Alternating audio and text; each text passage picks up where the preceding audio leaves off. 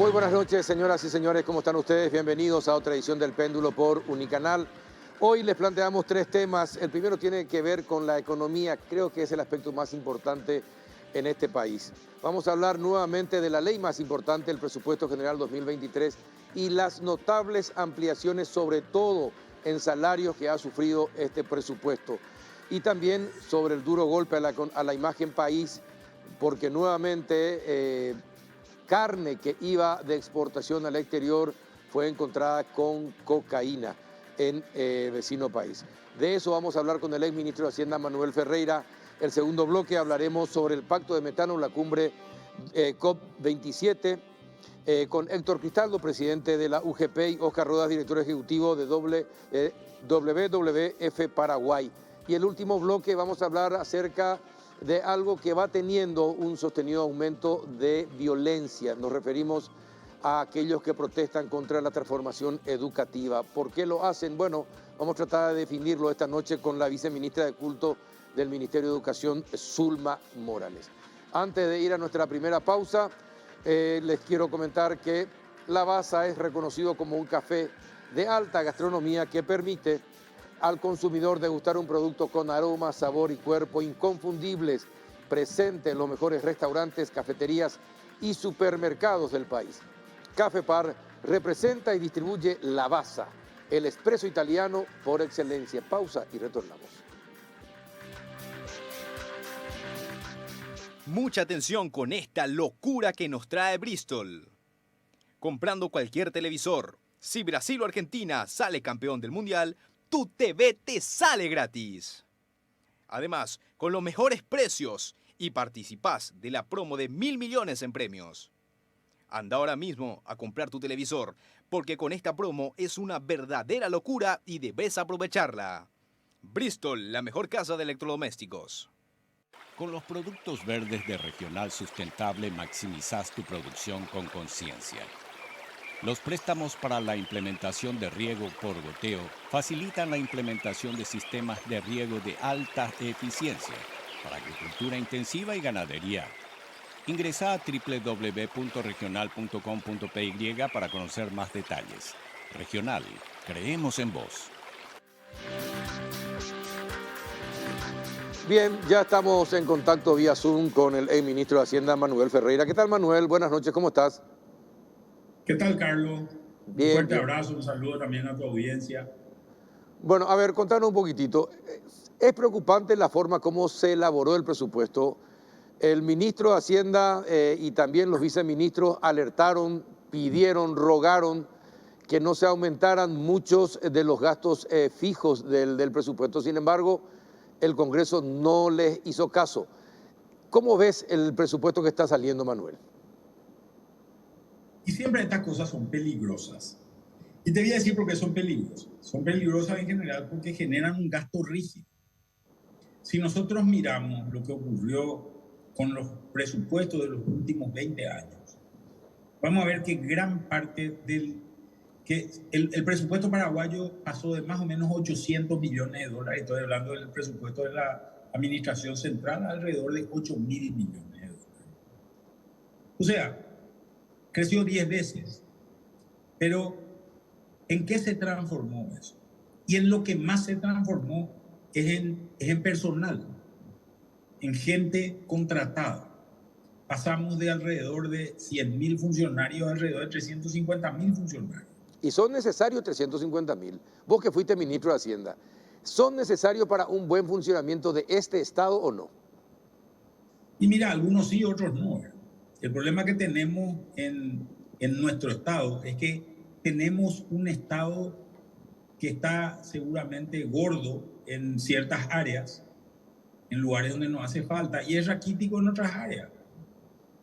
Nosotros necesitamos posiblemente más médicos, necesitamos posiblemente más policías, ¿verdad?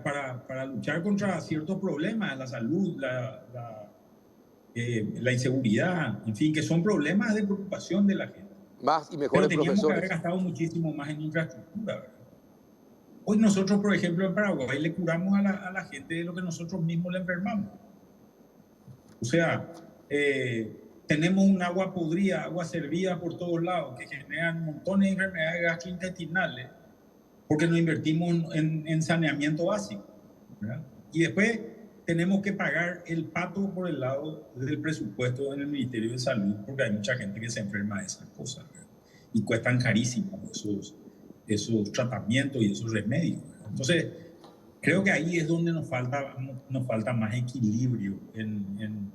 Y esto siempre ocurre a nivel electoral. Cuando se dan las elecciones, siempre los políticos tratan de aprovechar para meter a su pequeño grupito de gente, que ese pequeño grupito de gente es el que le da los votos. ¿Cuánto más puede soportar que sigan metiendo ese puchito de gente que les favorece y hace que sean reelectos como diputados o senadores? Y te voy a contar, por ejemplo, la trampita que están haciendo ahora, ¿verdad? Sí. La trampita que están haciendo ahora es vos mirás el presupuesto y decís, hubo incremento de gastos en salario. Sí, hubo algunos incrementos de gastos en salario, pero son mínimos cuando miras el presupuesto. Porque esos presupuestos, esos gastos, comienzan en diciembre del año 2023. Atender la vivadita aquí, ¿verdad? Comenzamos en diciembre del 2023, ahí se le empieza a subir el salario a cierto grupo de gente, creo que enfermeras están entre ellos, ¿verdad? Y cuando empezás a pagar, ya no podés retroceder, se volvió un derecho adquirido, ¿verdad? Entonces, es una forma de esconder el negocio que se está haciendo en época electoral, ¿verdad? Y esas son trampas que nos están haciendo a toda la ciudadanía, ¿verdad? Porque hoy uno de los profesionales mejores pagados que hay en el Estado paraguayo es el personal de blanco, ¿verdad? Un médico, una enfermera tiene 3 o 4 vínculos creo que el de los médicos está en 7 millones de guaraníes. O sea, un médico que tiene 3 vínculos hoy puede ganar 21 millones de guaraníes. Igualito el super profesional o el médico recién recibido, ¿verdad?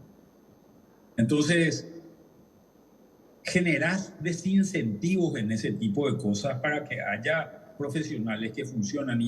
Y todo esto se pergeña en el presupuesto en general, ¿verdad? Así que creo que la ciudadanía siempre tiene que estar atenta a este tipo de cosas para poder frenar, porque creo que es la ciudadanía de última, a través de la opinión pública, a través de la prensa, a través de los gremios que han actuado en contra de esto, la que ha frenado este tipo de cosas.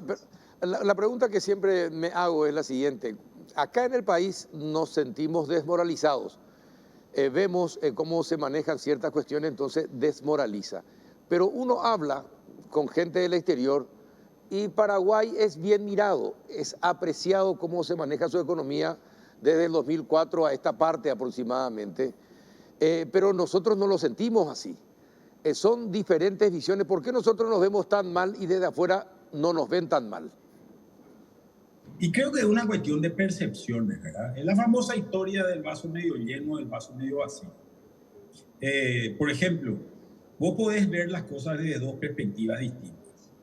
Hoy hay 1.900.000 pobres en Paraguay. Esa es una forma de verla. La otra forma de verla es, en el año 2002 había 3.100.000 pobres en Paraguay y hoy hay 1.900.000. Hay 1.200.000 pobres menos.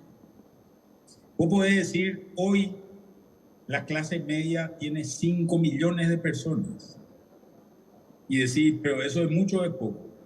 En el año 2002, la clase media eran 2 millones de personas. Entraron 3 millones de personas a la clase media a vivir una vida, obviamente, de clase media baja, y comienzan ahí para vivir una vida digna. Y esto se nota en muchas cosas. ¿En qué tipo de cosas se notan? Y hoy hay mucha gente, por ejemplo, que tiene movilidad, tiene vehículos. Vos ves que tiene mayor cantidad la ropa que tiene es mejor. La gente se puede empezar a dar lujos como el lujo de viajar, por ejemplo. Cosa que mucha gente no había visto. Yo conozco muchísimos casos donde hay, por ejemplo, empleadas domésticas con hijos universitarios, ¿verdad? Este nivel de movilidad social no existía anteriormente. Y creo que eso es producto de una economía que ha crecido mucho. Ahora, pero Manuel, se ha duplicado. Claro, pero Manuel, hay un factor, hay un factor. Es decir, esto que está diciendo probablemente sea cierto que hoy la cifra sea, esa sea la cifra, pero en los últimos 3, 4 años, y esto dicho por las propias autoridades nacionales también, volvió a aumentar la pobreza, es decir, volvió a aumentar la cantidad de gente que volvió a la pobreza, que estaba en esa franja entre la pobreza y la clase media, y que por factores de inflación, etcétera, etcétera, etcétera, vuelven a bajar a la pobreza, o los que estaban en la pobreza que ahora bajaron también a la extrema en los últimos 3, 4 años. Es decir, la suma global probablemente te dé esa cifra y digamos a la pucha, hoy tenemos más clase media y menos pobres, pero la cuestión es que en los últimos 3, 4 años se degradó otra vez la economía y la clase de vida de ese sector que estaba en ese umbral entre pobre y clase media. Sí, pero no son tan ciertos esos datos. Primer punto, la pobreza extrema, es decir, los niveles de indigencia no subieron. Se mantuvieron en los niveles en los que están. O sea, nosotros seguimos con valores por debajo del 4% de niveles de indigencia. Lo que ha subido ha sido la pobreza general. Esa pobreza general ha subido porque hemos tenido shocks muy fuertes en la economía. ¿Cuáles son los shocks muy fuertes que hemos tenido en la economía? La pandemia, tuvimos 2 sequías en ese proceso de tiempo.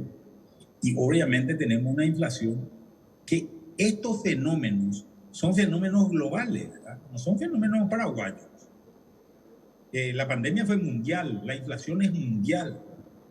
Dentro de todo, vos te fijas, y Paraguay es el país que más va a crecer en toda América Latina el año que viene, cuando toda América Latina está cayendo. Entonces, yo creo que tenemos muchas ventajas y hemos hecho muchas cosas bien y tenemos muchísimas cosas por resolver todavía, ¿verdad? Pero creo que hemos subido muchísimo en nuestros estándares y esa suba de estándares ha beneficiado a la población en general. Es decir, por eso seguimos teniendo de parte de calificadoras esa nota BB. Claro, que es la nota que está un grado antes de grado de inversión. De grado de inversión. Exacto. Claro, cuando vemos que hay otros países mucho más exitosos que nosotros anteriormente, que son países que han caído en su calificación, ¿verdad? ¿Como cuál, por ejemplo? Como que está en la región, por ejemplo. Como Brasil, como Colombia, como Perú. No te quiero luego decir Argentina, ¿verdad? ¿Por qué no? Es un desastre. ¿En serio un desastre Argentina? Argentina es un desastre. Sí, la gente está sufriendo en Argentina. Argentina está con niveles de pobreza del 50%. Esos niveles de pobreza del 50%, nosotros estamos con niveles de pobreza, para que la gente pueda comparar, de 27%. Estamos casi en la mitad de lo que está Argentina. ¿Tú sabes lo que es vivir en un país con una inflación de 100% anual? Sí. Bueno, yo creo que los paraguayos no sabemos lo que es hacer eso. Yo le pregunto a un constructor, vos te vas y decís, bueno, quiero hacer un cuartito más en mi casa, ¿verdad? Le pedís una cotización a tu constructor. En Paraguay te pasa y te dice, bueno, perfecto, más o menos estos van a ser los números, ¿verdad? Te dura 6 meses la cotización. En Argentina te dicen, yo te doy una cotización que te dura una semana. Una semana van a ser otros los precios. Ahora vos me tenés que dar toda la plata y yo voy a comprar ya todos los materiales. Porque yo no sé cuál va a ser el precio la semana que viene. Ese tipo de cosas son tremendas.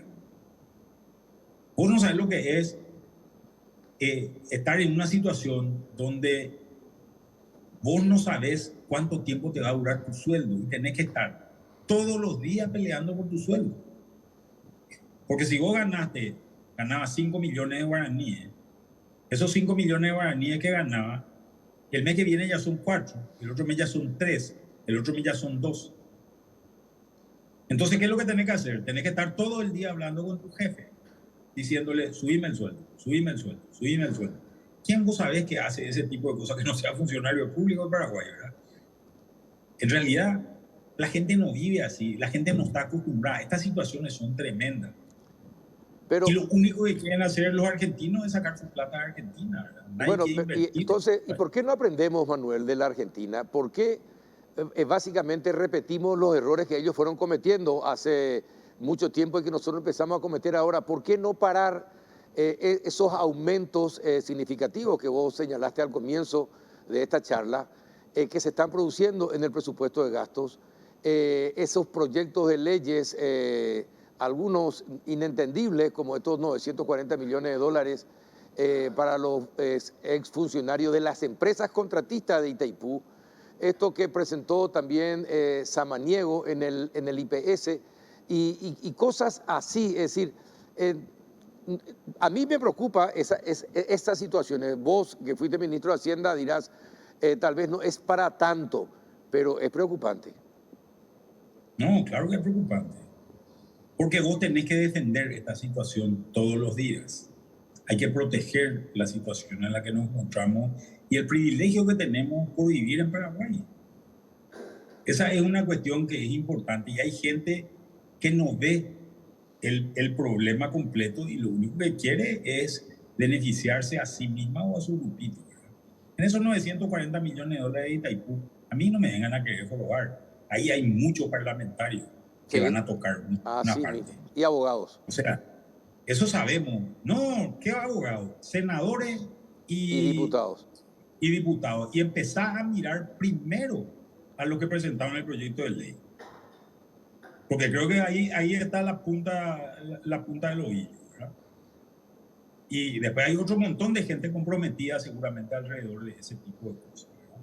Entonces esa gente está llevando agua a su molino, está llevando plata a su casa, ¿verdad? Yo estoy casi seguro de ese tipo de cosas. No hay almuerzo gratis en este tema.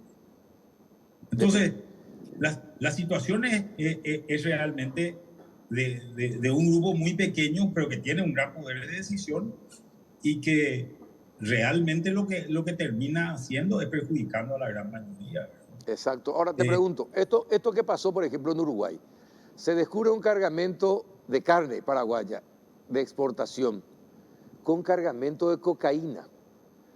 Uno de nuestros mayores, es decir, productos de exportación como la carne, metida con cocaína, detenida en Uruguay.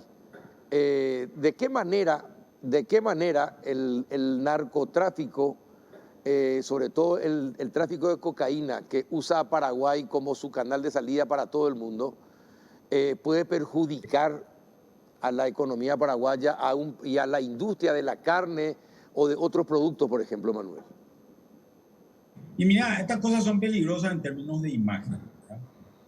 Porque normalmente las noticias malas son las noticias que venden. Que son las que más venden y que son las que más aparecen en los medios. Creo que vos sabés esto mucho mejor que yo por tu propia profesión, ¿verdad? Entonces, hay que tener mucho cuidado con cuidar este tipo de cosas y las autoridades tienen que estar pendientes de eso. A ver, un camión que se carga con carne, se carga, no es que salió de la nada. Así mismo. O un container, no es que salió de la nada, salió de un frigorífico. Entró a un frigorífico y en ese frigorífico se cargó. Normalmente hay un personal involucrado en eso, personal de la empresa privada, que es el frigorífico, y personal de los servicios veterinarios, de SENASA en este caso, que está también involucrado en el control y en el precintado de ese container. Y hay que comenzar y hay que meter presa a la gente, ¿verdad? A todos estos delincuentes que están jugando con estos problemas, ¿verdad? Acá hay un trabajo importante que tienen que hacer la fuerza de seguridad, que es uno de los lugares donde estamos flojos, ¿verdad? Lo dijimos desde el primer momento, ¿verdad? Y es uno de los lugares que tenemos que fortalecer. Yo espero que el próximo gobierno realmente tome decisiones al respecto. Hoy hay un proyecto de ley de la policía, que creo que es un proyecto que va a volver mucho más eficiente a la policía, va a favorecer sobre todo mucho a aquellas personas honestas dentro de la policía y que quieren hacer un trabajo serio y sólido. Así que hay que mirar un poco eso, hay que aprobar. Y también hay legisladores que están empujando ese tipo de cosas dentro del Parlamento que también hay gente que hace un trabajo muy loable, ¿verdad? Así que, bueno, vos conocés el proyecto de ley, ¿verdad? El proyecto de ley está en tratamiento, creo que Está en entró tratamiento, sí. a tratamiento, creo que entra a discusión mañana en el plenario. Me parece que son cosas que son sumamente importantes de tenerlas en cuenta, porque son con estos pequeños pasos que se van cambiando realidades que terminan cambiando en el mediano y en el largo plazo, ¿verdad? Claro, pero Y hay que insistir en eso. claro, pero lo llamativo es, por ejemplo, es para cualquier país que quiera proteger su espacio aéreo, un radar es fundamental. No, no tenemos radar para proteger nuestro espacio aéreo. Y desde hace décadas atrás. Hay pistas clandestinas que hace la DINAC y no puede hacer nada, no tiene radar, pero se conocen las pistas clandestinas. Vienen los aviones de Bolivia, de Perú, de Colombia con la cocaína, aterrizan en cualquier parte, en el Chaco o en la región oriental, bajan el cargamento y después se distribuye, va entre palos, carbón, ahora carne, etcétera, etcétera, etcétera. Entonces, hay un negocio de delincuentes que permea todo lo que es la seguridad del país y eso ya no se puede permitir, Manuel. Por supuesto, es ahí donde tenemos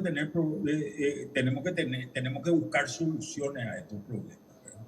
Yo estoy muy lejos de ser un experto en seguridad, no es mi área de conocimiento, pero creo que acá hay temas de sentido común, ¿verdad? ¿Quién es el que no quiere que la gente se entere o que no quiere que nadie se entere cuáles son los aviones que vuelan sobre el país?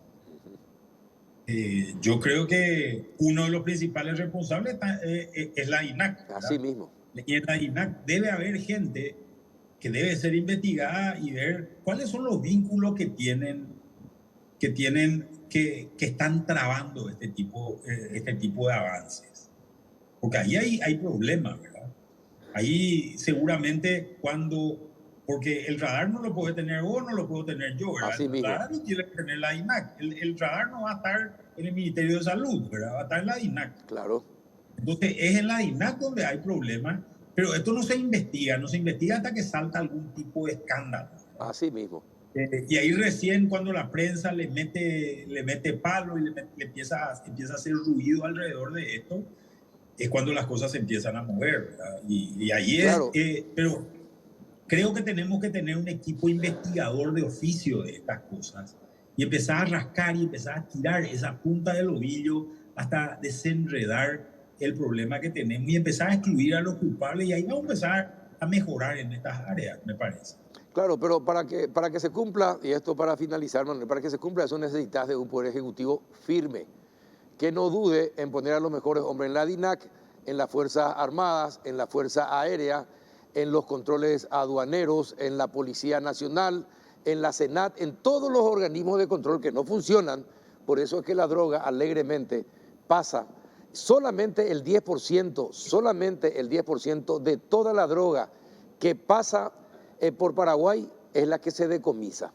Es como una comisión que los narcos tienen que pagar para que este negocio funcione y para que la policía antinarcótico, la Senat, se saquen fotos o para que el presidente diga hacemos un buen trabajo, cuando que el 90% llega a destino y es un verdadero escándalo. Si no tenemos una autoridad, un presidente firme y que lleve adelante un país con seguridad, esto va a ser imposible, Manuel.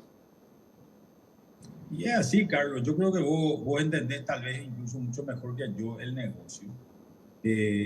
Pero también acá hay fuerzas de mercado. Acá hay Sí. estas situaciones son crímenes transnacionales y tienen que ser tratados como crímenes transnacionales, ¿verdad? Hoy Brasil es un destino fundamental, el PCC y organismos de ese tipo están muy involucrados en estas cosas. Entonces, trabajar de cerca con el gobierno y las autoridades de Brasil se vuelve sumamente importante en todo esto. Y también con otros lugares como los puertos de salida de Uruguay, por ejemplo, para poder ver este tipo de cosas. Entonces, Definitivamente. Estados Unidos siempre está preocupado por estas cosas, la Unión Europea, que se ha vuelto un destino importante. Creo que hay que generar ese involucramiento de todo esto, hay que ponerle recursos. Paraguay solo no va a poder parar este problema, ¿no? Y bueno, esperemos que los candidatos a presidente estén escuchando lo que estás diciendo. Gracias, Manuel, por tu tiempo. No, un gusto, Carlos. Un gran abrazo y un gran saludo a toda la audiencia de Péndulo. Muchas gracias. Manuel Ferreira, ex ministro de Hacienda. A la vuelta de la pausa vamos a hablar del pacto de metano en cumbre COP27 y también vamos a hablar de esto último que estuvimos señalando con Manuel Ferreira. ¿Qué piensa el ingeniero Héctor Cristaldo, por ejemplo, acerca de estos envíos de carne con cocaína? ¿De qué manera pueden afectar a nuestro país? A la vuelta de la pausa. Mucha atención con esta locura que nos trae Bristol. Comprando cualquier televisor, si Brasil o Argentina sale campeón del mundial, tu TV te sale gratis. Además, con los mejores precios y participás de la promo de 1.000 millones en premios. Anda ahora mismo a comprar tu televisor, porque con esta promo es una verdadera locura y debes aprovecharla.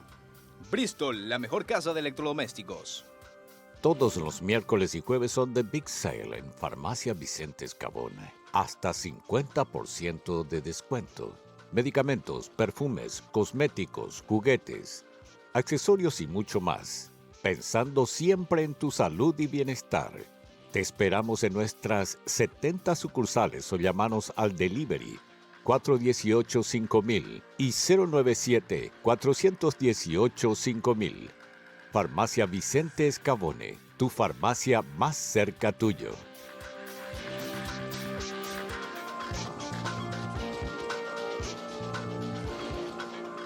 ¿Qué tal? Buenas noches, ingeniero Héctor Cristaldo. ¿Cómo anda? Buenas noches, Carlos. Buenas noches, Nacho. Buenas noches a la audiencia. Un gusto compartir con ustedes. Gracias por venir. ¿Qué tal, don Oscar Roda, director ejecutivo de WWE Paraguay? ¿Cómo anda? Muy bien, Carlos. Un gusto estar con el ingeniero Cristaldo, con Teto acá. Nos tuteamos ya con los apodos nomás directamente, ¿verdad? Y sí, llegando también de la cumbre de Egipto, este domingo estuve regresando al país. Fue interesante volver otra vez a estar presente en estas negociaciones multilaterales, ¿verdad? Ahora, sobre el tema de cambio climático. Paraguay tuvo razón en no aceptar firmar. Bueno, en realidad yo la verdad que, para serte muy sincero a vos y a Teto, yo estuve revisando toda la documentación antes de venir al programa, y Paraguay en su documento oficial de guía de negociadores, porque yo también fui parte del grupo que fue a Egipto, no incluyó de entrada, antes de la conferencia, nada referente al tema de metano. O sea que digamos que si vamos a tomar ese documento, no formaba parte, del radar. De la agenda de la delegación. Ahora, por otro lado, también estuve revisando la decisión final de la conferencia de cambio climático número 27, Sharm el Sheikh, plan de implementación, se llama, que es el nombre de la ciudad, y solamente incluye una frase muy escueta que dice: se invita a los países parte, Paraguay es parte de esa convención, a reducir otros gases de efecto invernadero aparte del carbono, incluyendo el metano. Pero lo que tenemos ya años trabajando en el tema de negociaciones climáticas, nos guiamos mucho por el primer verbo. Cuando dice invita, nosotros le denominamos una decisión muy débil, en el sentido de que cuando a vos te invitan a algo, o sea, sí, lo podés aceptar o no. Ahora, por otro lado, también es importante mencionar que ya desde la COP número 26 en la ciudad de Glasgow, el presidente Biden de los Estados Unidos y la presidenta de la Unión Europea, para decirlo de una manera, la señora von Leyen, lanzaron por fuera de las negociaciones formales, para decirlo de alguna manera, un movimiento voluntario global llamado el Acuerdo sobre el Metano, ¿verdad? Y ya en Glasgow se sumaron como 120 países en su momento, pero hay que entender de que eso no es parte de las negociaciones oficiales, pero sí, digamos, se estila de que los países voluntariamente se adecuen. Y yo estuve chequeando la lista antes de venir y me llamó la atención que prácticamente todos los países que rodean a Paraguay firmaron ese acuerdo voluntario. Brasil, Argentina, Uruguay, Chile, Colombia, ¿verdad? Ya en Glasgow, no precisamente hace un año. Entonces, tal vez por ahí un poco vendría esta cuestión, ¿verdad?, que surgió, pero como bien lo sabe Teto, y hay personas que son expertas en la parte de producción agropecuaria, ya Paraguay viene desarrollando varias políticas públicas de producción ganadera sostenible, donde hay formas de trabajar la eficiencia en la producción agropecuaria. Es decir, que para nuestro país no es nada nuevo ni nada extraño mejorar las tasas de procreo, no tener los vientres ociosos durante mucho tiempo, ser más eficiente, más competitivo. O sea, en mi perspectiva yo no veo la preocupación de este punto de vista porque son invitaciones, son temas voluntarios y yo revisé este acuerdo de metano. Pero vamos a preguntarle al ingeniero Lizardo por qué estaba preocupado. Y habíamos que ver. ¿Por qué estaban preocupados? Es cierto entonces? lo que está diciendo de que no era parte de la agenda oficial de la COP. Son acuerdos complementarios y voluntarios, entre comillas. Porque una vez que vos se llama compromiso de metano. Claro, entonces una vez que vos firmas, después ellos arman la agenda y está establecido que para el 2030 tenés que reducir un 30% de tus emisiones tomando como año base el 2020. Es decir, en 7 años tenemos que reducir 30% de lo que generábamos en el 2020. Entonces, en un país con una economía agropecuaria como la nuestra, nosotros no le vemos la viabilidad en tan corto plazo y encima retroactivo. Porque si era reducir 30% lo que vas a hacer en el 2030, ok, pero tomar el 20 y acá se enfoca todo sobre la ganadería y los humedales. Entonces ahí es donde Paraguay, teniendo un potencial para producir 25 millones de cabezas, tiene 14. Si vamos a hacer el ajuste sobre la ganadería, tenemos que reducir 4. Nadie dijo que hay que matar, pero hay que reducir. Hay que vender, hay que hacer algún artilugio y reducir a 10 millones de cabezas. Y el arroz, que tenemos un potencial de producir 1.200.000 hectáreas, vamos a tener que dejar en 150.000 hectáreas. Y eso es contradictorio al Acuerdo de París, artículo 2, inciso B, que dice que todos los esfuerzos por controlar las emisiones no debe afectar la producción de alimentos. Entonces ahí comienzan los dobles discursos que generan desconfianza. Lo que hay es desconfianza. Ese es el problema. Bueno, hay justamente es muy interesante lo que menciona Teto, y yo me tomé un poco la tarea en esta tarde cuando recibí tu invitación de leer un poco en detalle, porque estos documentos de negociaciones son largos, aburridos, muchas veces burocráticos, y así como dice Teto, hay que tener mucho cuidado al momento de analizar a qué se va a comprometer uno, ¿verdad? Y ese 30% me estuve revisando realmente este acuerdo de metano, que insisto, no es parte de la negociación oficial, habla de un 30% de reducción colectiva.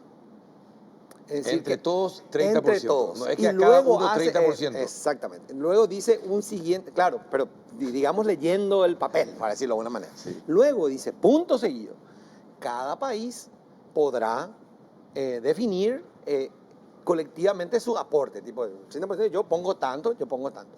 Y en el siguiente párrafo, me remito al documento, nada más, ¿verdad? No sé si ustedes leyeron, pero yo me remito al documento. En el siguiente párrafo dice, buscando la manera de innovación tecnológica, alianzas e incentivos para los ganaderos. O sea, si vos lo lees de esa manera,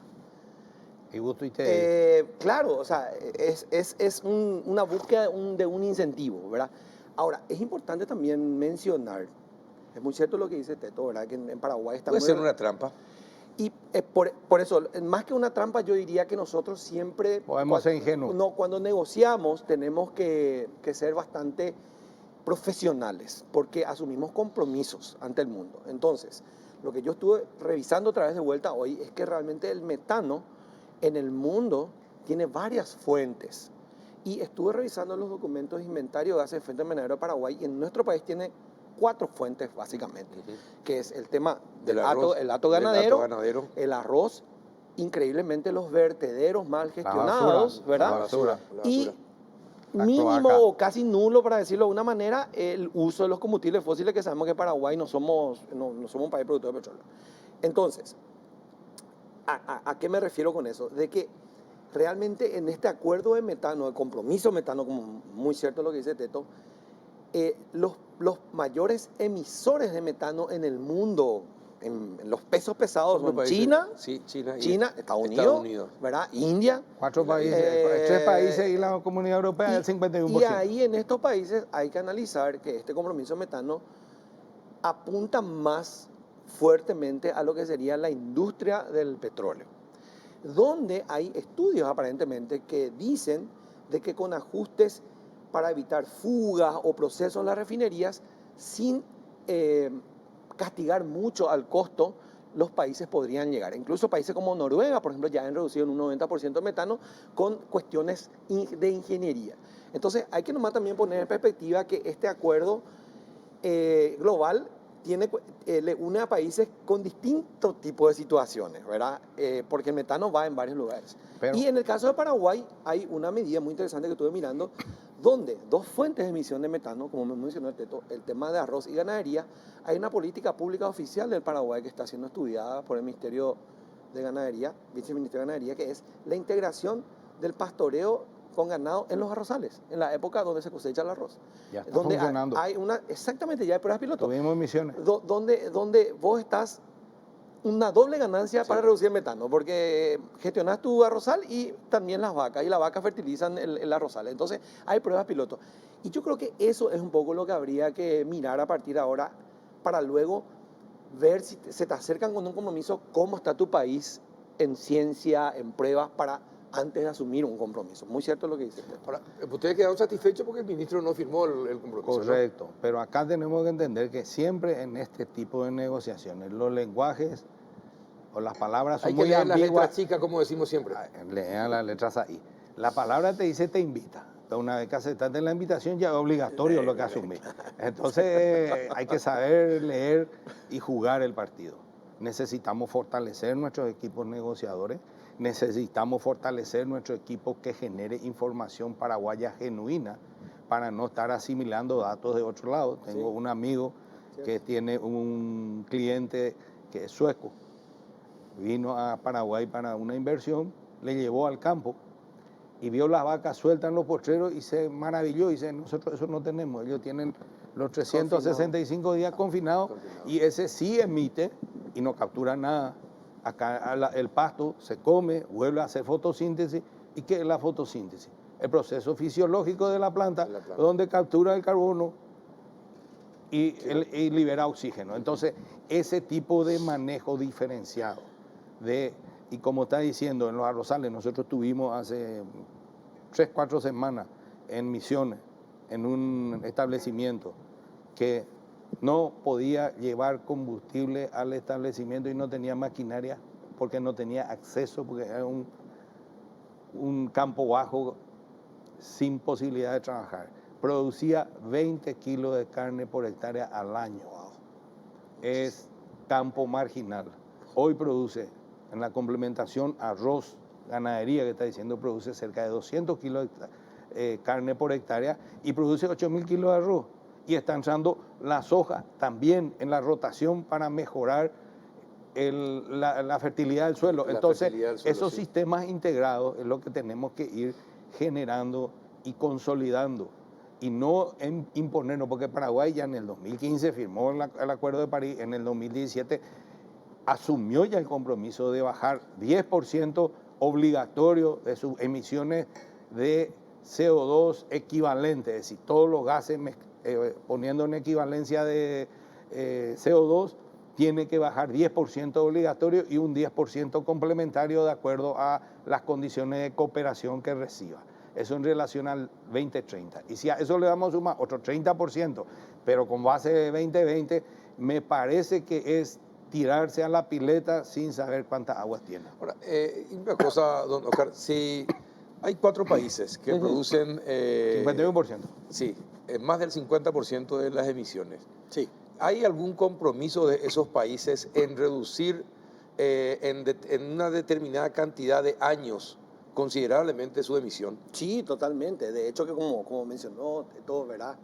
Una vez que te invitan al baile y aceptas la invitación, ya tenés que bailar, es muy cierto, ¿verdad? Es decir, todo el sistema de Naciones Unidas cambió en París en el 2015. ¿Y no podríamos ver primero que cumplan ellos con los acuerdos? Te voy a dar dos para perlas. que después países como Paraguay, que tiene a lo mejor el 0,0001% de lo que emiten los grandes, entonces... Te voy a dar 2 perlitas. Sí. Francia, con la crisis de Ucrania este año, reactivó sus centrales de carbón. Ahora no contamina el carbón. Alemania también está haciendo lo mismo. China, ayer salió la publicación, por 27 años firmó un contrato con Qatar que le va a proveer gas. Entonces, ¿de qué reducción estamos hablando? No, es muy importante lo que mencionabas, Carlos, ¿verdad? El tema de asumir compromisos, digamos, que sean justos, Sí, ¿verdad? claro. Bueno, por primera vez en esta convención se hizo una mesa redonda de evaluación entre pares. Lo bueno del sistema de Naciones Unidas es que China está frente a Paraguay y se evalúan mutuamente con las mismas varas, digamos. Eso es lo que se llama en inglés el stock take, es decir, que Paraguay tuvo la oportunidad con su equipo negociador de también auditarle a los grandes emisores. Es decir, que la respuesta a lo que vos decís es que sí, los otros también tienen compromisos, Paraguay también, pero como muy bien lo explicó Teto, siguiendo los principios de Naciones Unidas de acuerdo a nuestras circunstancias nacionales. Y como muy bien lo explicó Teto, también balanceando con la seguridad alimentaria, ¿verdad? Eso también es un principio universal, es decir, que nadie, por eso cuando yo escuchaba este tipo de noticias que Paraguay tenía que reducir su gasto ganadero, me llamaba mucho la atención porque los que trabajamos en negociaciones sabemos muy bien que se tienen que respetar las circunstancias nacionales diferenciadas. Entonces, nadie te puede venir a obligar a hacerle pasar hambre a tu población. Le pregunto Eso algo. es imposible en Naciones Pero Unidas. le pregunto algo. No, los pero- países desarrollados, los grandes países, respetan todos los acuerdos. No. No. Entonces obligan a los países más chicos a cumplir con los acuerdos, pero ellos no. De hecho, no de respetan. hecho, Carlos, que la organización a la que yo pertenezco, WWF, tiene como una de sus principales banderas lo que vos acabas de definir con otras palabras que se llama justicia climática. Justicia, claro. Entonces, justamente ahora en la conferencia de Egipto, por primera vez en la historia de 30 años de conferencia, se le permitió a los países del sur menos desarrollados ingresar a marchar dentro del recinto de la conferencia, ¿verdad? Como que para que esa justicia que vos mencionás quede patente. De hecho, que fue tan fuerte esa presencia que después de más de 30 años, del 92, se logró establecer, por lo menos, sin plata todavía, pero un mecanismo financiero para pagar por los daños causados por los grandes emisores a los países más débiles, ¿verdad? Nunca se fondeó los 100 mil millones de dólares. Bueno, y ahí, y Entonces, por eso... ¿dónde está el compromiso? Y eso es, y bueno, y nosotros tenemos que, como ¿Y ya países... pasaron cuántos años? Como países, digamos, que somos afectados por esta situación, deberíamos alzar nuestra voz y exigir que eso se cumpla. Claro, porque ¿de qué Te sirve voy a dar firmar un espejo. acuerdos si Sí, después solamente los chicos deben cumplir, los grandes no? China solo produce 27% de los gases de efecto que genera. Paraguay 0,09. Aunque cerremos el país y nos vayamos toda la luna a vivir, no se va a mover la aguja del mundo. Entonces, es cierto, las responsabilidades son compartidas, pero diferenciadas en el acuerdo. Pero no se comparte ni se diferencia a la hora de implementar. Claro. Entonces, el acuerdo es de un cumplimiento relativo. Vamos a poner en perspectiva. Paraguay tiene un país de muy baja emisión, 0,09.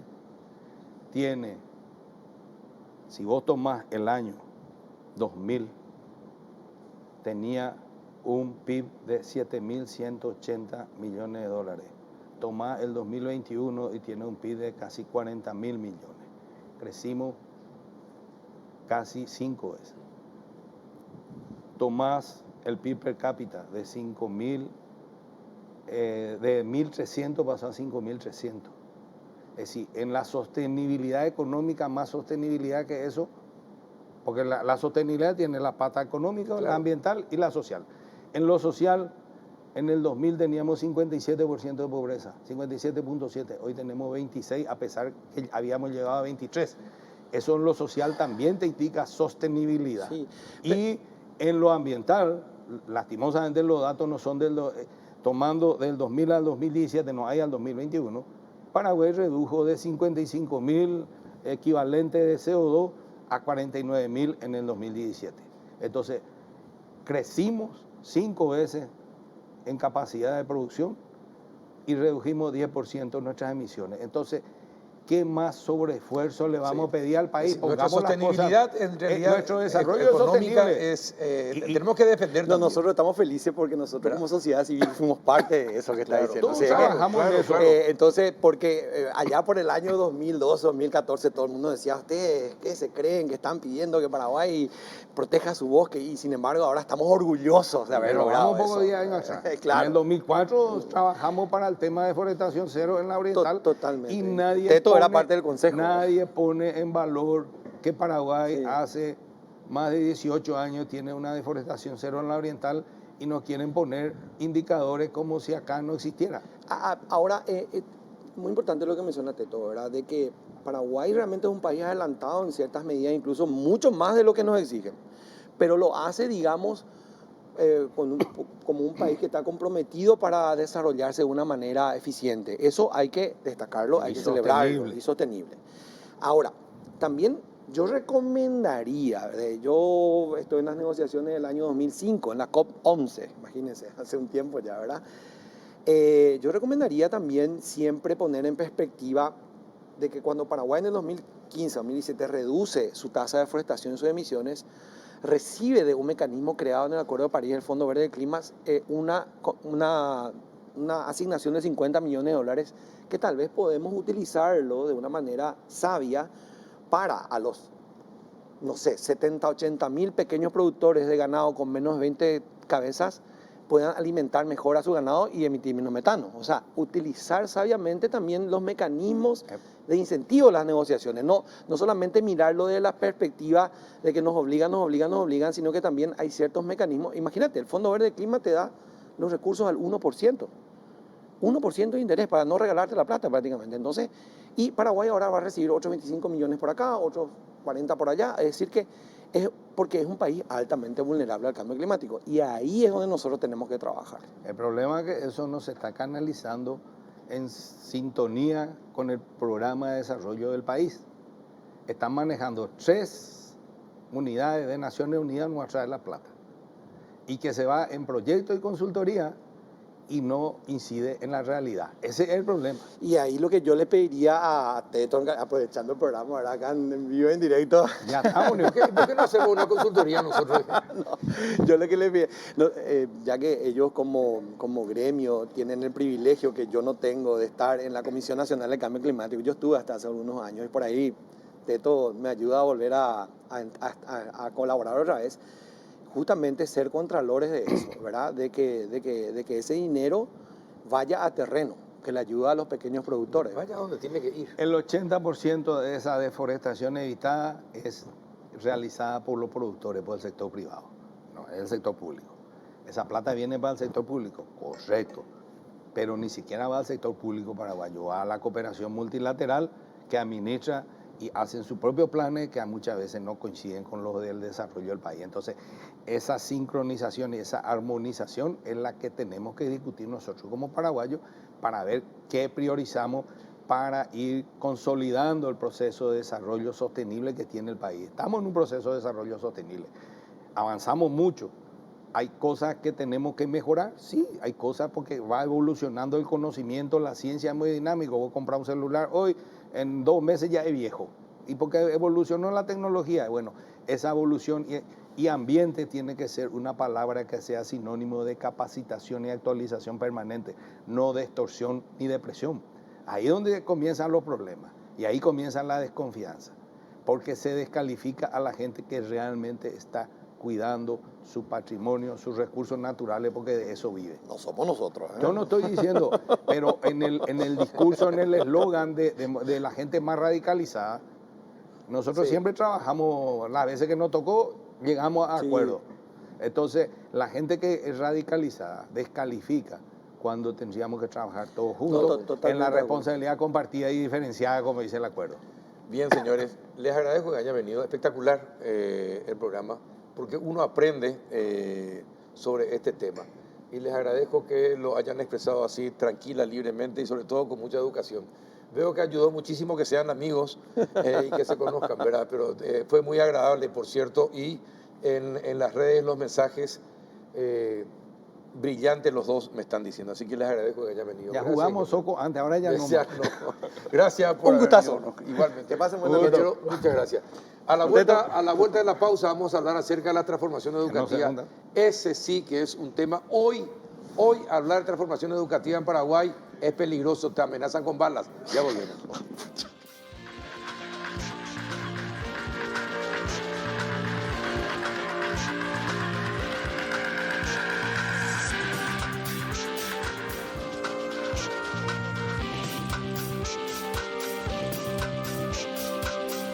Bien, entramos en el último bloque y ya estamos con la viceministra de Culto, Zulma Morales, del Ministerio de Educación. ¿Qué tal, viceministra?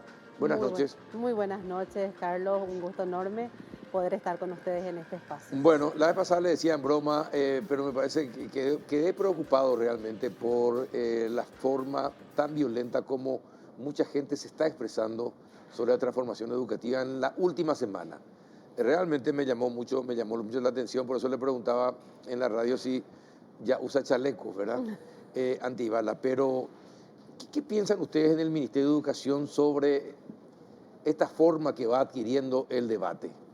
Bueno, en realidad para nosotros el debate es sumamente constructivo. No podríamos decir que esta crisis ha acercado a la familia y es un punto muy importante para el Ministerio de Educación y Ciencias tener hoy a las familias muy involucradas con el sistema educativo, pero por sobre todo interesadas de saber qué es lo que el sistema educativo trae específicamente a los niños. Para nosotros ese es un punto muy importante, pero también así es un punto importante que estas mismas familias pudieran colaborar a llegar a un consenso nacional para poder lograr Este proyecto de transformación que lleva adelante el Ministerio contempla, es decir, es antifamilia, realmente quiere sacar la patria potestad de los hijos a los padres. En alguna parte se dice directa o indirectamente se sugiere eso. Bueno, en realidad no. El plan nacional... ¿Y por qué nadie cree? No es que nadie cree. ¿Por qué hay sectores que no creen? Bueno, porque están los sectores que se manifiestan en cuanto a la participación. Nosotros como Ministerio de Educación y Ciencias somos un ente que se ajusta, es ejecutivo, entonces nos ajustamos a las leyes vigentes.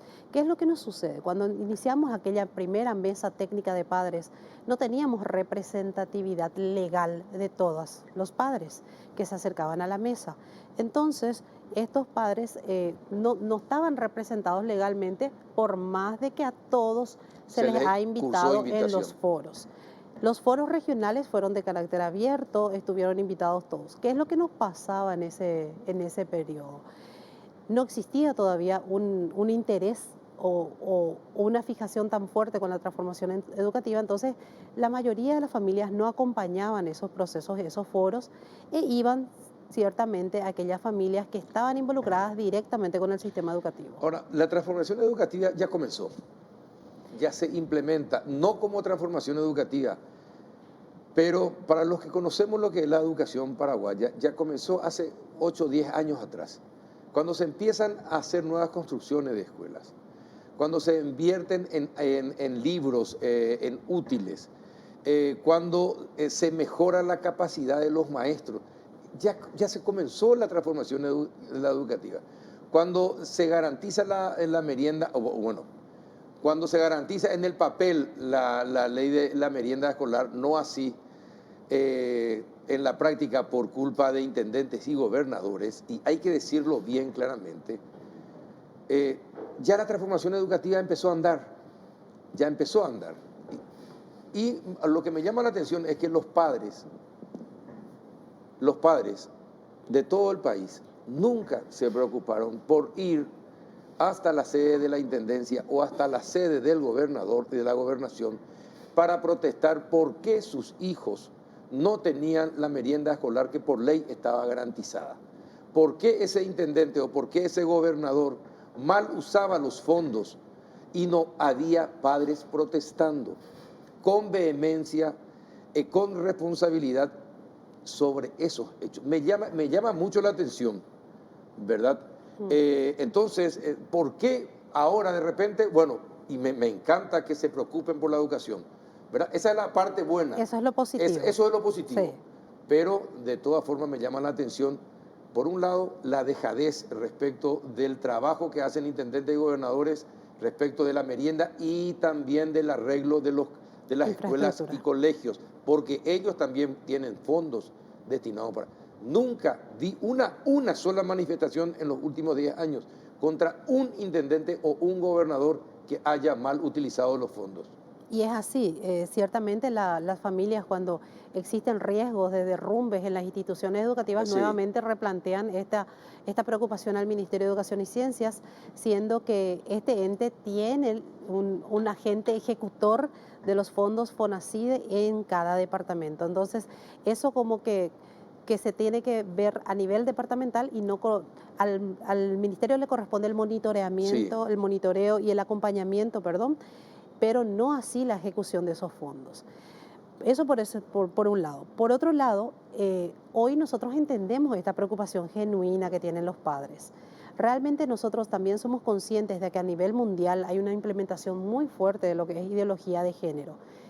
Pero nosotros desde el Ministerio de Educación y Ciencias, como ente rector y un ente del Estado, sabemos que no podemos pasarnos a esto que yo tengo chiquitito acá, pero que es la Carta Magna del Estado paraguayo, que es un país libre y soberano. Es un contrato firmado entre todos los paraguayos. Es un contrato firmado y un contrato que se respeta. Si un ente estatal no respetase esta Carta Magna, entonces estaría en un delito y no podría tampoco ejecutar ninguna política educativa. El Plan Nacional de Transformación Educativa tiene como una de las políticas, uno de los ejes más importantes, lo que es familia, sociedad y Estado. Ahora, entre esas normas, se establece lo que dicen muchos padres y muchos religiosos de iglesias evangélicas. En esos documentos se establece que los chicos van a aprender a tocarse, que los maestros le van a enseñar a tocarse, que incluso ese documento establece que se le van a enseñar a los chicos a masturbarse, así como públicamente expresan que supuestamente dice el documento. No, de ninguna manera. Seguro que no hay nada que sugiera. ¿Y de dónde entonces sacan esas cosas? Bueno, esa tiene una historia también. Hacen referencia a la guía de CERPAC, que en un principio, en el 2017, fue una guía que fue prohibida en ejecución y distribución dentro del Ministerio de Educación y Ciencias.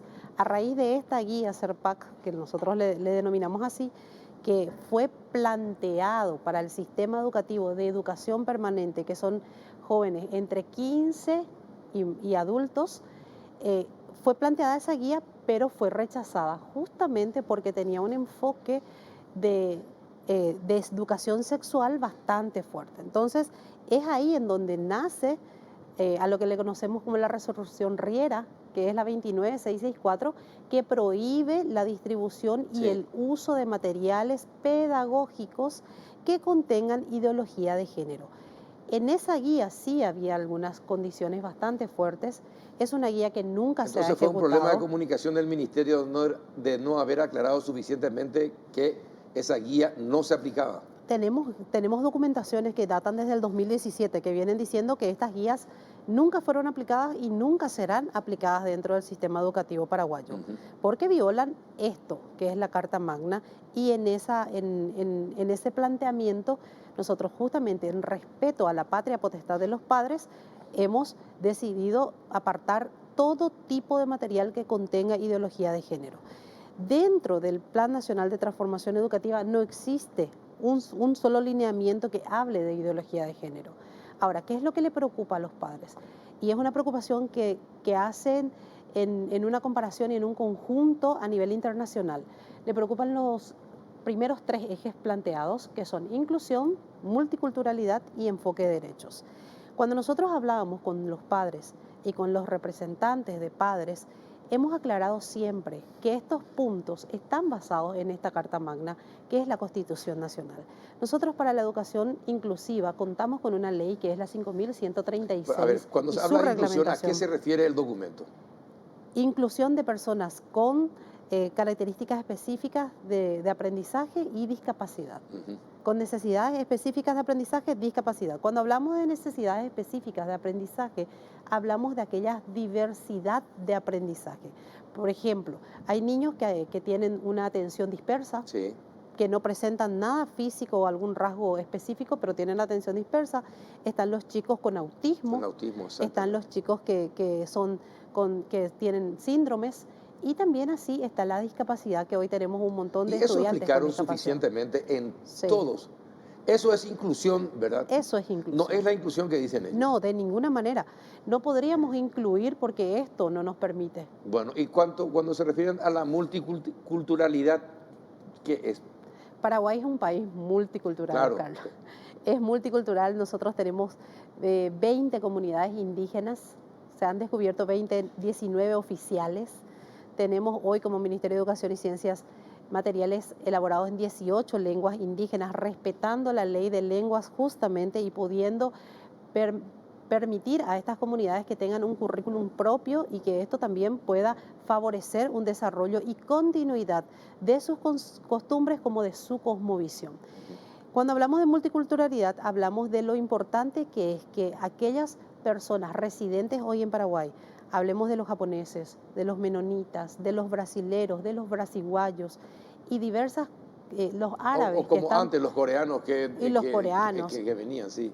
Orientales, como orientales, decimos, sí. Orientales. Que tienen el derecho de asistir a una educación dentro del sistema y que en esta educación lo que propone el plan es mantener siempre nuestra cultura, nuestro patriotismo, nuestras condiciones como país, pero respetando las condiciones y las culturas de estos otros. Entonces, dentro de la institución educativa tiene que aprender a cantar el himno nacional paraguayo. Pudiera ser que tenga costumbres diferenciadas en su alimentación y eso se respeta cuando se da el proceso del almuerzo. Pero sí enmarcamos el patriotismo y la soberanía de nuestro país en todas las vivencias que se pueda dar en el sistema educativo. Eso es multiculturalidad para nosotros y estamos también ajustados a la ley y específicamente a la lengua. El tercer factor es el más cuestionado, que es enfoque de derechos. Cuando nosotros hablamos de enfoque de derechos, específicamente hablamos de género, pero cuando hablamos de género, nuevamente nos referimos a lo que se refiere en la Constitución Nacional, y la Constitución Nacional habla de la igualdad entre el hombre y la mujer, igualdad de oportunidades en derechos del hombre y la mujer, y en esto y el empoderamiento de las niñas, que tenemos que hacer que las niñas puedan llegar a concluir el sistema educativo y generar una menor deserción en el sistema educativo. Entonces, son puntos muy importantes. No nos referimos al enfoque de derecho que plantea UNICEF, no nos referimos al enfoque de derecho que plantean las organizaciones internacionales, porque eso no lo permite la Carta Magna. La Carta Magna habla de igualdad entre el hombre y la mujer. Ahora, corren muchos mensajes en las redes sociales acerca de que el documento va a permitir que aquel chico que se crea, que se sienta, que se perciba, que se autoperciba animal, pueda hacer zoofilia, por ejemplo. Exacto. ¿Verdad? La eutanasia. O la eutanasia o la necrofilia, por ejemplo. Necrofilia. ¿Verdad? ¿Dice eso el documento? De ninguna manera. No, de ninguna manera. De ninguna manera. Eso no lo trae, no trae el documento. Es más, un plan educativo no podría jamás instalar la eutanasia en un país. No podría jamás habilitar la pedofilia. Exacto. Pero eso está en la guía de CERPAC también, ¿o no? No. ¿Y de dónde sacaron? Y creo que ya son las condiciones de ideología de género, de lo que trae consigo la llamada ideología de género, que se implementan en países extranjeros. Porque lo que hemos visto en estos debates y en estas charlas y en todo lo que nos presentan los padres es que se refieren mucho a países extranjeros. Hablan de Canadá, hablan de los Estados Unidos, hablan de Inglaterra. Sí. Entonces, son realidades, ciertamente son realidades, pero no son las nuestras. Y nosotros, si seguimos celosos del sistema educativo y seguimos celosos de la soberanía del país, entonces no debemos permitir que eso ingrese jamás. ¿Por qué? Porque nosotros tenemos una constitución que hasta hoy nos ampara. Bueno, pero se han vuelto muy violentos. Lo que pasó en el Congreso esta semana, el lunes creo que fue, ¿no? El lunes. El lunes. Y lo que pasó hoy lo que pasó hoy también de pedir la suspensión de la cooperación europea, Es así. de la Comunidad Europea, ¿finalmente se concretó o no se concretó ese pedido? Fue de estudio en la comisión nuevamente. Fue a estudio de Sí. comisión. Nosotros queremos resaltar un poco desde el Ministerio de Educación que esa donación, porque es una donación, no es un préstamo que hace la Unión Europea al país, es una donación. Esa donación dejaría de ejecutarse en 1.900 platos de comida para nuestros estudiantes en el año 2023. Nosotros no tendríamos esa cantidad de alimento escolar para nuestros estudiantes, sabiendo bien que muchos de nuestros chicos van a las instituciones educativas que son de franja de pobreza Sí. extrema para comer. La Comunidad Europea no exige que se implemente la transformación educativa, todo esto que ellos tienen de temor de que se incluya ideología de género, todo eso que estuvimos hablando en principio. ¿Contempla o no contempla el acuerdo con la Unión Europea algo así? No, son totalmente dos aristas diferentes. La Unión Europea sí tiene una homonimia de nombres, porque habla de la transformación del sistema, y esta otra es una transformación educativa. Es un Plan Nacional de Transformación Educativa. Que por cierto, hoy estamos ya cambiando y barajando muchas propuestas para para un nuevo nombre. Sí. Pero la ley 6659, que es la del convenio de donación de la Unión Europea, lo que hace es poder establecer unos indicadores de cumplimiento que son al sistema. Y allí hablamos de kits escolares, hablamos de alimentación, hablamos de infraestructura, porque a través de ese presupuesto también nosotros llegamos a salvar aquellas urgencias que se dan en territorio y que hacen referencia a aulas que se están por caer o hacen referencia a las necesidades de poder gerenciar un espacio para nuestros estudiantes. Religiosos de diversas religiones también se mostraron contrarios a este documento de la transformación educativa. Tengo entendido que hoy día han mejorado las relaciones, sobre todo con la Iglesia Católica, y que están haciendo un trabajo conjunto para presentar algunas normas y cambios, algunas modificaciones que podrían satisfacer tanto al Ministerio como a la Iglesia. ¿Está así la cuestión? Es así, nosotros agradecemos muchísimo a la Iglesia Católica porque ya se puso en marcha el trabajo para poder hacer un planteamiento o una propuesta de mejora para este plan, que es esto hoy. Voy a mostrarlo, es un borrador, es un documento mártir que está todavía para ser planteado, modificado, borrado. ¿Me presta? Este es el documento actualizado. Este es el documento mártir. Hablándose con la Iglesia Católica. Sí, nosotros estamos trabajando eso con la Iglesia Católica.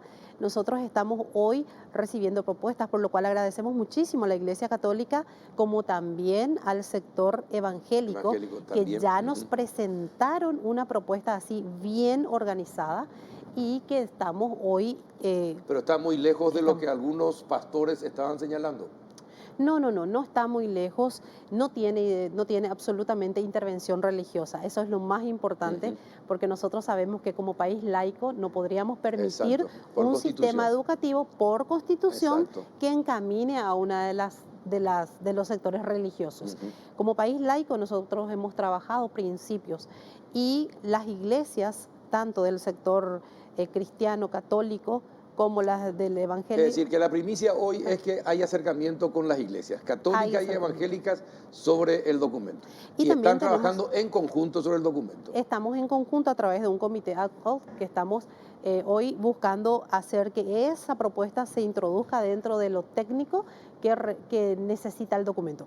Esto no está para implementarse, no se va a implementar, no tiene aún una malla curricular establecida, no tiene textos que llegan a las instituciones educativas, es un borrador, es un documento mártir que vamos a pasar ya posiblemente al siguiente gobierno para su ejecución. Es un documento marco, ¿verdad? Sí, es marco y mártir porque le estamos todavía. Mártir? Y porque le estamos sacando, variando, modificando. Sí, le matamos y le revivimos, le matamos y le revivimos. Bueno, sí, está bien. Que valga la aclaración. Y con las cooperativas, ¿qué están haciendo? Trabajamos muy bien también. En este momento tenemos también la apertura de los productores, de las cooperativas de productores. Nos hemos acercado también, por ejemplo, a un equipo de pedagogos especialistas externos al MEC que están también haciendo su colaboración y que ciertamente en un diálogo y en una mesa de reuniones estamos buscando las alternativas, desde el nombre a los ejes, a las políticas, y ver que esto pueda brindar la tranquilidad a las familias, pero por sobre todo podamos llegar a un consenso nacional que garantice la ansiada calidad educativa, que es un punto en crisis hoy. Exactamente, sí, sí, sí.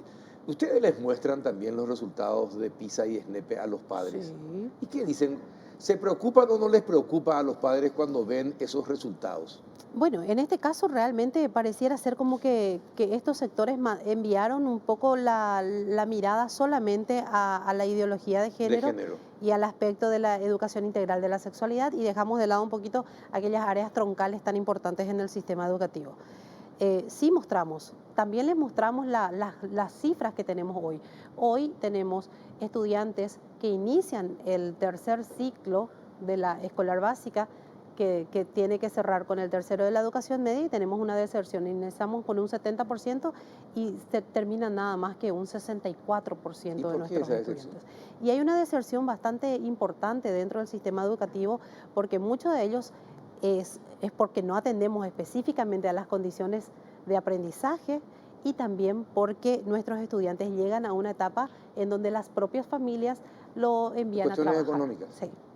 Por franca pobreza, y van directamente al trabajo, a la chacra, empezar a trabajar. A hacer el sostén complemento de la familia. Ajá. 6%.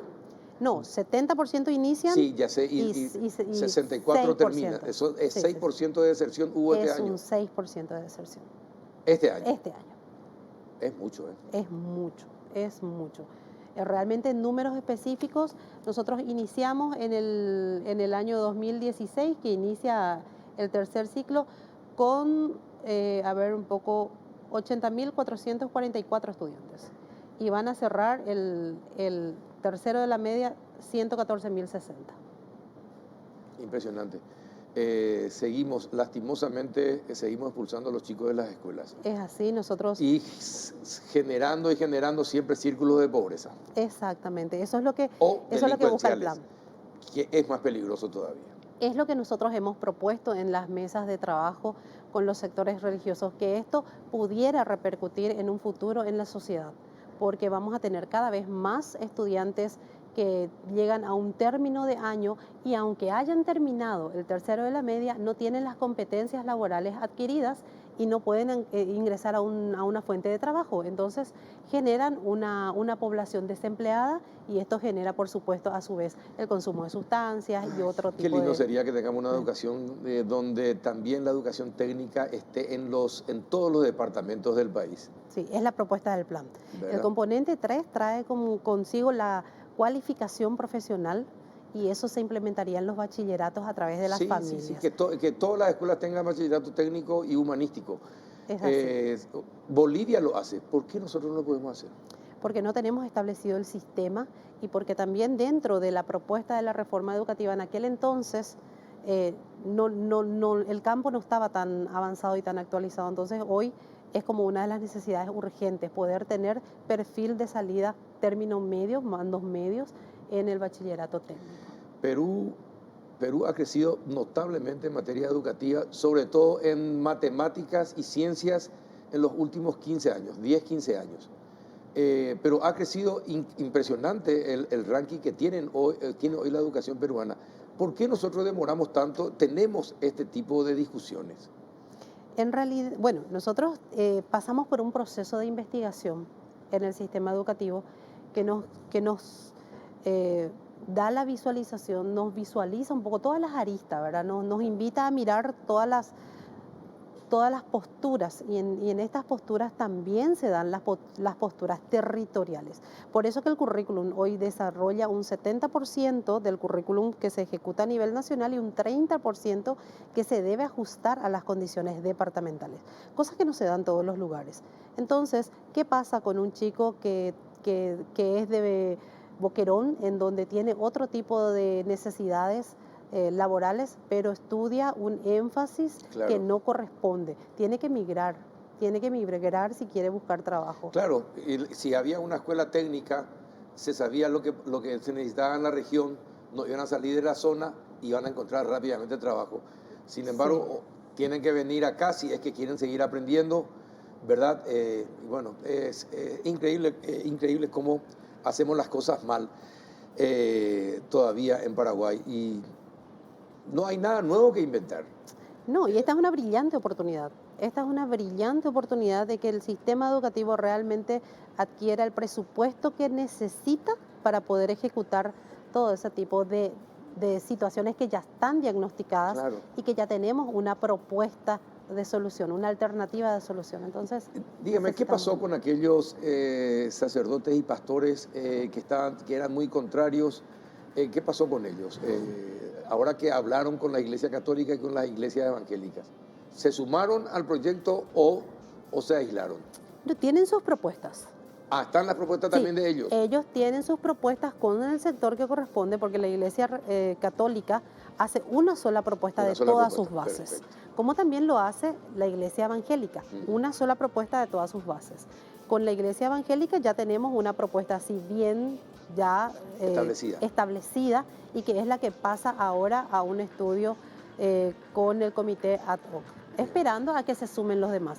Lo que sí volvemos a invitarlos es a un diálogo constructivo, a un diálogo en base a realidades y un diálogo en base a verdades. Y a respeto. Y a respeto. Y a por respeto por sobre todas las cosas. Viceministra, muchísimas gracias por venir. supuesto. Un gusto enorme. Es creer o reventar.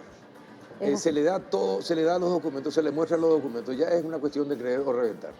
Gracias por estar con nosotros y explicarnos. Es muy importante que esto se viralice también como se viraliza lo otro. Así que le agradezco que haya venido esta noche. No, es un gusto para mí, y nuevamente recalcar la necesidad de que tenemos de invitar a los padres, aquellos padres que hoy se retiraron, que no nos ven como representantes del Ministerio de Educación y Ciencias. Nosotros queremos volver a decirles que esto no es por la persona, esto es por el bien de todo un Estado paraguayo. Perfecto, muchas gracias. La viceministra de Culto del Ministerio de Educación, Zulma Morales. Muchas gracias por haber venido y también a ustedes por otro miércoles más. Hasta el próximo.